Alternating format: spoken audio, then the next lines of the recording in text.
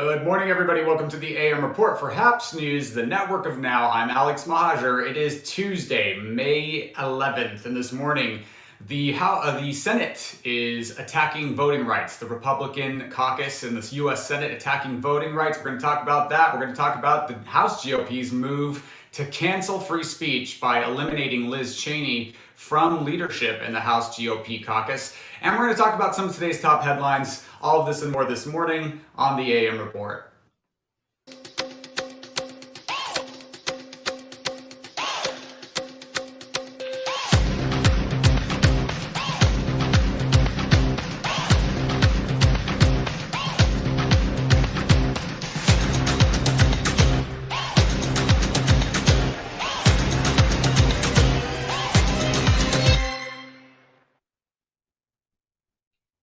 Good morning, everyone. I'm Alex Mahajer. If you're watching on the HAPS app or website, click the award button. Let me know you're enjoying it, or just chime in. Let me know where you're watching from. Good morning already. Pablo from LA. Let It Be from Reno. We got Raymond Sims saying hi from Raleigh, North Carolina. I love seeing you guys chime in from around the country and around the world. So leave me a comment if you're watching on Facebook, Reddit, YouTube, Twitter. Let me know what you're feeling this morning as we go through some of today's top headlines, and we do have some headlines to cover. First and foremost, the House GOP will vote to ouster Congresswoman Liz Cheney from Republican leadership tomorrow in a letter from Minority Leader Kevin McCarthy.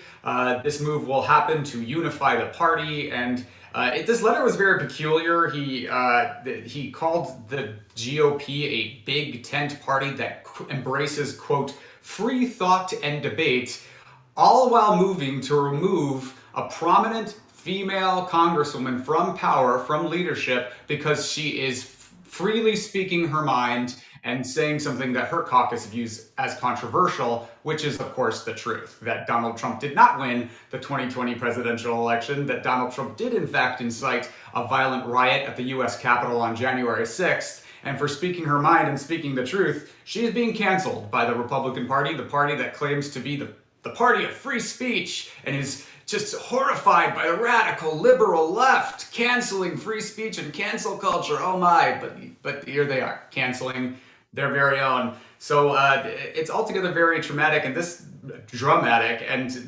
kind of comes amidst this letter that Kevin McCarthy sent yesterday, saying this is not our time to take our eye off the bat. If we are to succeed in stopping the radical Democrat agenda from destroying our country, these internal conflicts need to be resolved so as to not detract from the efforts of our collective team.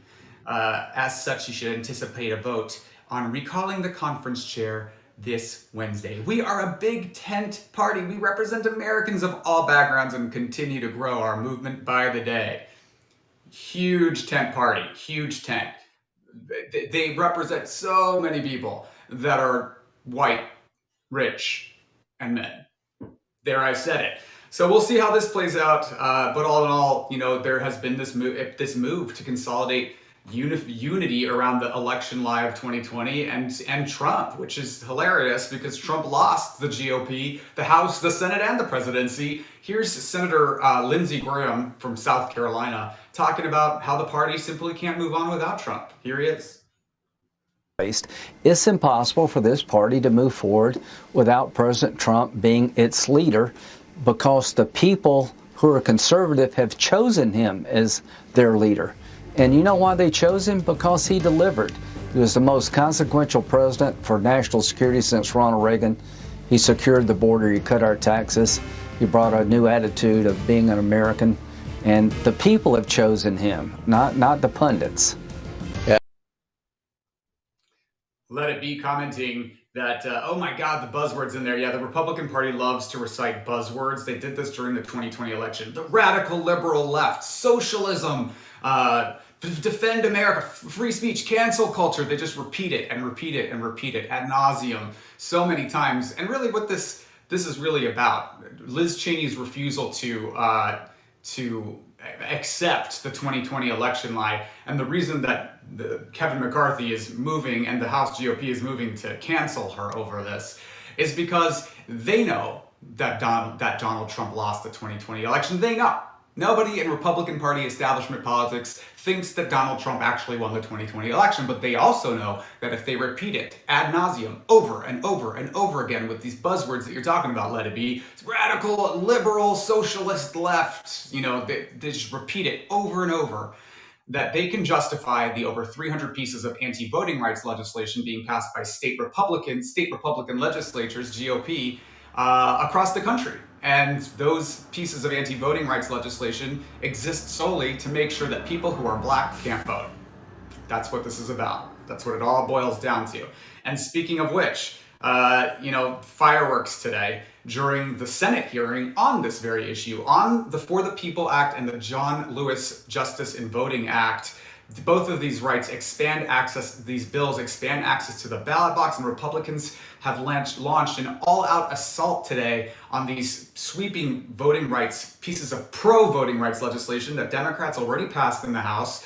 And they're forcing Democrats to take a bunch of really bizarre, politically awkward procedural votes during their committee hearing. And it's sort of increasing the spotlight on this charged national debate over access to the ballot box. Republicans would like you to have less access. Democrats would like to increase access. They passed H.R. 1 For the People Act and the John Lewis Voting Rights Act in the House of Representatives, passed along party lines by Democrats. And both of these bills would actually increase access to voting, would prevent and mitigate some of the harmful anti-voting rights pieces of legislation that have been passed by Republican state legislatures. And the Senate Republican party doesn't like it. They don't want you to have the access to voting because they know that when more people vote, Democrats tend to win. It's the minority party seeking to legislate the majority party out of office, make it harder and harder and harder through procedural means for them to win, which is undemocratic and terrifying and should alarm all of you. Fair Fight Action, which is the organization founded by Stacey Abrams based out of Florida, is calling on all Americans who care about this today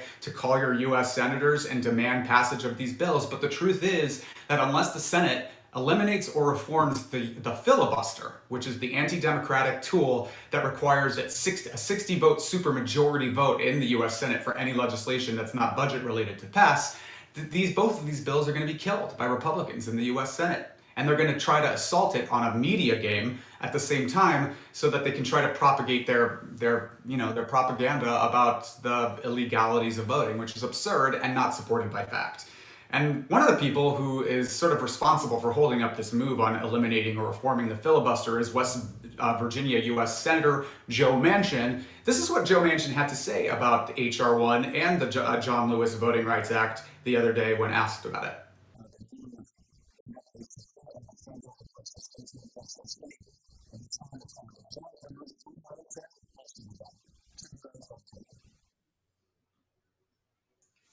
Sounded a little garbled to me, but basically saying we've got to pass the John Lewis Voting Rights Act. We've got to pass H.R. 1. These are crucial for democracy. It's absolutely absurd, the assault on voting rights. And yet he knows damn well that because of his unwillingness to reform the filibuster, and he is a swing vote, he is basically the 50th senator, he can decide to eliminate. He can be the one to decide to eliminate the filibuster and make sure this voting rights legislation passes. He's the one holding it up, and he knows that. But very firm in his support of the legislation that he knows will die because of his inability to reform the filibuster. So we'll keep our eyes on that, but that's going on in the U.S. Senate today. The Arizona Republican Party, meanwhile, has been trying to cast doubt over the outcome of the 2020 election by performing an absurd recount that has gotten a lot of attention. And now one of the GOP state senators who is responsible, his name is State Senator Paul Boyer, based out of Phoenix, is regretting it and saying it publicly to the New York Times. It makes us look like idiots, he says. It's an ongoing attempt by state GOP parties to cast doubt over the election. Arizona has been engaged in a recount that Senator Paul Boyer now regrets. And he's saying he initially backed this controversial recount of November votes in Maricopa County, which I had the pleasure of visiting 3 days before the election and canvassing. Fun fact, I put on some PPE, knocked on doors to turn out voters. But he says he regrets his support of this, saying it's a ridiculous operation. He also told the New York Times, I didn't think it would be this ridiculous. It's embarrassing to be a state senator at this point. So he's joining a growing number of voices in Arizona that are appalled by what's going on by the Republican state Senate in that state. The Republicans have dominated the state Senate recount operation, and it targets only races won by Democrats in one specific county, which is Maricopa County, which of course is the county that decided the election for Joe Biden in that state. And they hired a private company called Cyber Ninjas.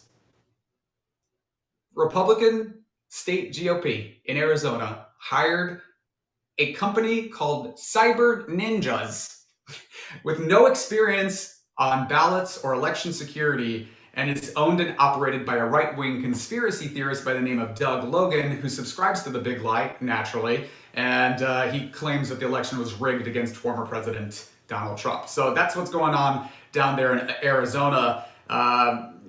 Lucia says, I can't believe this is still a topic. Thank you for the Super Heart Award, Lucia, and hello from Santo Domingo. Where are all the Republicans to assist Cheney? I guess they drink Trump's Kool-Aid, says Teresa Rivera from Facebook.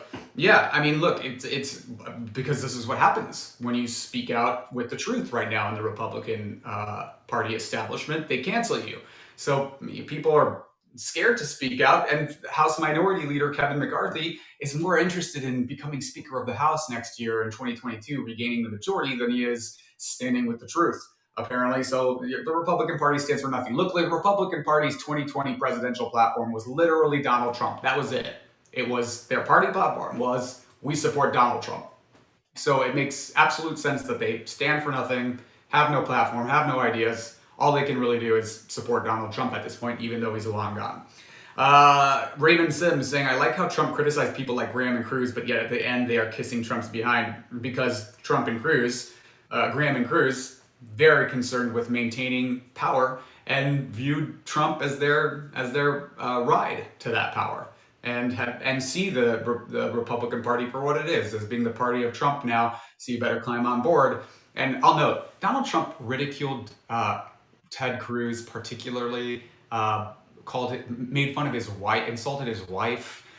Lindsey Graham had so many unkind things to say about Donald Trump in 2016. And actually, there were videos of him saying he loved Joe Biden and that Joe Biden is the nicest person he's ever met in American politics, becoming tearful over his love for Joe Biden. But he had a radical about face. So again, more Republican politicians with no backbones in 2021.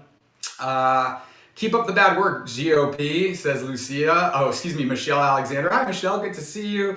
And Brian TX Cattle Skull saying, what are your thoughts about Dan Crenshaw, who I believe is the Republican congressman who wears an eye patch, who did some election campaigning during the 2020 election, where he was like flying out of airplanes and coming for the radical socialist left. They're all a part of the same crop of Trumpers and bad faith Republicans who don't stand for anything. So, a radical about Two-Face, you mean, says Michelle. Cullen saying hello from San Francisco. Yeah, a radical about Two-Face is exactly right, Michelle. But either way, we'll keep our eyes on that today and on this recount. In some positive news, amidst sort of a disappointing jobs report number, we got 1 million people signed up for Obamacare since February. Biden reopened the exchange in February due to the pandemic as a part of his healthcare, as coronavirus relief package.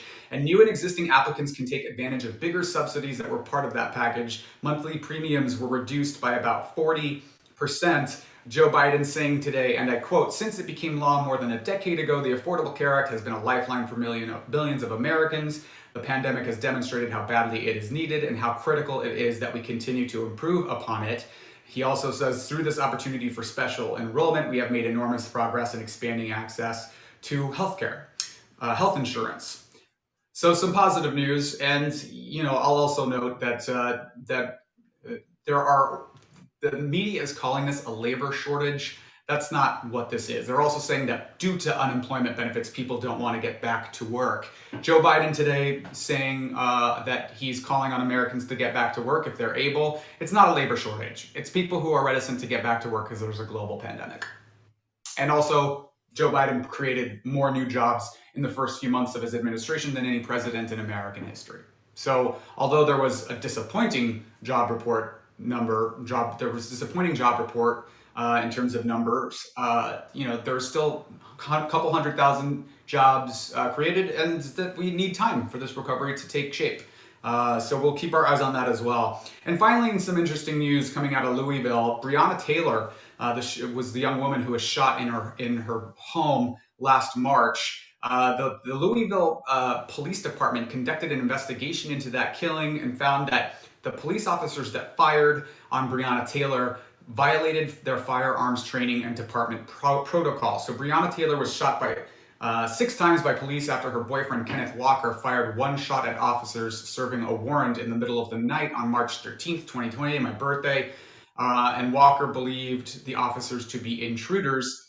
And so the Louisville PD report saying that according to the department policy, none of the officers who fired should have done so and should have instead withdrew to cover. That would have been the safer move. The officers, the investigator writes, quote, took a total of 32 shots when the provided circumstances made it unsafe to take a single shot. This is how the wrong person was shot and killed. So as you recall, last year there were calls of justice for Breonna Taylor and her killing, which people viewed as an unlawful killing of a person of color that shouldn't have happened. And today we're getting news that that is indeed the case. I want to close out today with a little bit of video of Senate Minority Leader, God, that feels good, Mitch McConnell, criticizing H.R. 1, the For the People Act, in the U.S. Senate today in his dishonest attempts to cast doubt over the need and the legitimacy of voting rights legislation that expands access to the ballot box. Here's Mitch McConnell. Last autumn, voters made a decision the Democrats liked a lot better. Suddenly, their side stopped calling our democracy broken. Now, our democracy was beyond reproach. But curiously enough, the Democrats still want the exact same sweeping bill just as desperately. The truth is quite simple. Our democracy is not in crisis, and we aren't going to let one party take over our democracy under the false pretense of saving it. We're not going to let you allow people to vote. We don't need to save democracy. That's false pretense. But we are going to pass 300 pieces of anti-voting rights legislation in states across the country. Try to do it under your nose. So we restrict how many people can vote and the ways they can vote and how often they can vote, what times they can vote, and make it altogether more difficult. It's not a crisis. You're creating the crisis. The crisis is being created right now. We'll see the effects of that crisis coming up, and these voting rights bills would prevent and mitigate that impending crisis. So we'll keep our eyes on that. Michelle Alexander very justly saying blah, blah, blah, suppression, blah, blah. Back on the issue of the jobs report numbers, Cullen Reddy saying, we've had a problem with business owners assuming they deserve a higher and higher portion of what the business brings in for decades. Yes, the rich got richer during the pandemic. CEOs took away record profits, hundreds of billions of dollars in profits, while their workers, the low-level workers, suffered. And a very good point by nrockpop_dret from Reddit. But are the jobs offering, quote, living wages? Any labor for non-living wages is not a job, it's servitude. And you make a great point. People, as Cullen said, are finally realizing they don't want to work in such conditions and shouldn't have to. I'll note that there are a couple companies that are meeting the moment right now. Chipotle, for instance, just announced that it was going to offer a pay hike to its employees with the hopes that an increased amount of pay will invite employees back to the workplace. In-N-Out doing the same, offering benefits to its employees, offering well above the national minimum wage for its employees. It's part-time employees who work fast food. And that's the kind of action we need to see CEOs take. Some of the incumbency here falls on corporations and private companies to meet the moment, rise to the occasion, pay your employees a living wage. So that's been the AM report this morning for Haps News Network of Now. I'm Alex Mahajer. We're live every weekday morning with all of your quick political news and headlines to get your day started right. If you like this journalism, if you like this content, please consider sponsoring it. You can do that at haps.tv/@Alex, where you can become a recurring monthly sponsor. Click the award button. Let me know you're enjoying the broadcast, or just click subscribe and get a notification when we go live every morning. We will be back tomorrow with your Hump Day Roundup and talk about all the latest and greatest. This has been the AM Report. Thanks so much for joining. Thanks for the award, Michelle Alexander. Appreciate you guys, and we will see you all tomorrow. Bye-bye.